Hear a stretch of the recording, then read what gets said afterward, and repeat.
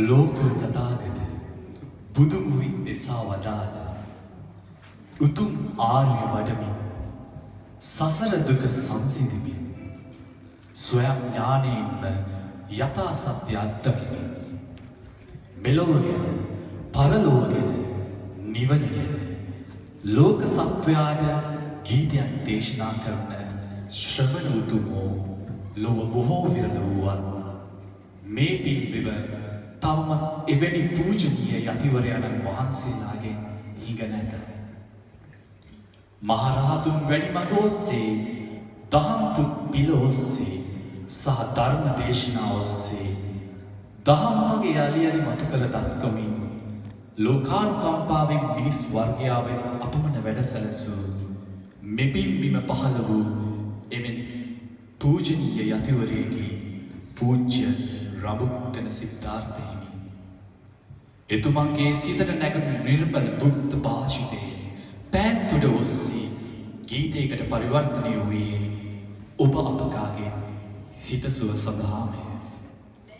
මෙමාර්ථවත් වචන පෙළට තනුව සංගීතය සහ තම ගාම්භීර මුව කළේ ශ්‍රී ලංකා මාතාවකින් බිහි වූ තවත් එක් ශ්‍රේෂ්ඨ කලාකරුවෙකු විශාරද ගුණදාස කපුගයයි මහත්මයයි.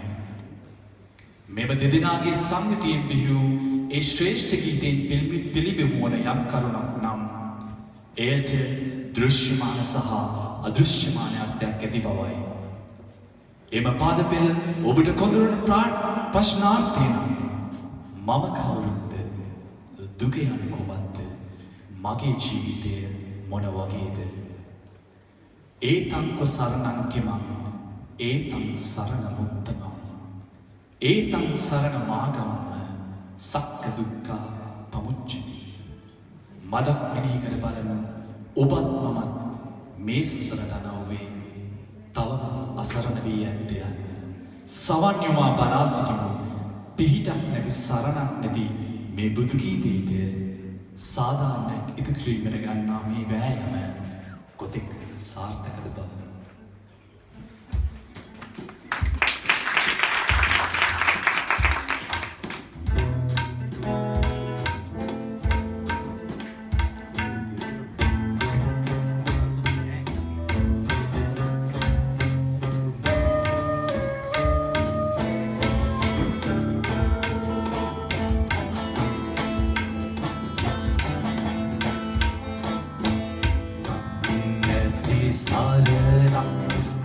නැති සතුටක් නැති බුදුරක් නැති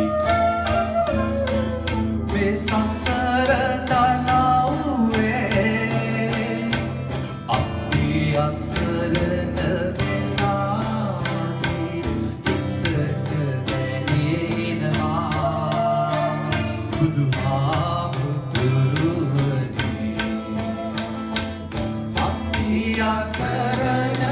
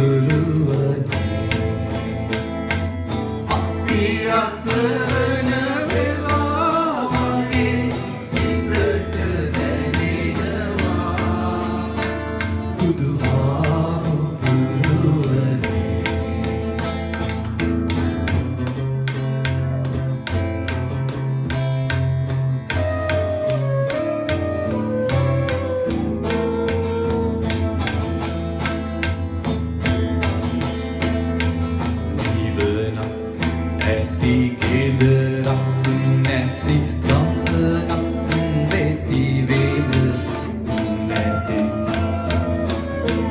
මේ සසර දනව්වේ අපි අසරණ වෙලා වගේ සිතට දැනෙනවා බුදුහා